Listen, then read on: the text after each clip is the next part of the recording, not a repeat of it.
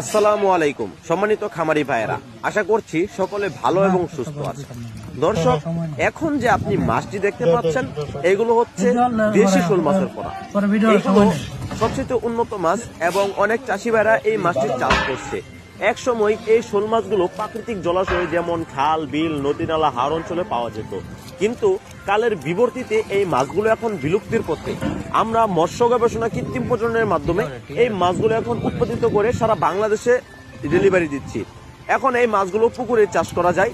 আপনারা চাইলে আপনাদের খামারে একক চাষে ও মিশ্র চাষে এই মাছগুলো চাষ করতে পারবেন। প্রিয় খামারি ভাইরা, এই মাছগুলো আপনারা কিভাবে চাষ করবেন?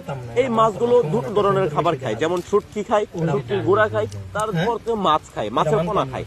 মাছের পোনা খাইয়ে আপনারা এই মাছগুলোকে দ্রুত বৃদ্ধি করতে পারবেন। এখন মাছ কিভাবে খাওয়াবেন? আপনারা এত দামি মাছ আপনারা কিভাবে খাওয়াবেন?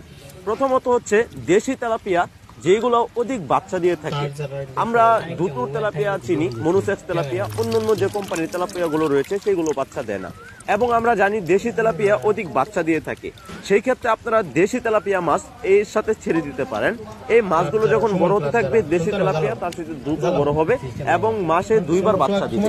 যখন এই তেলাপিয়া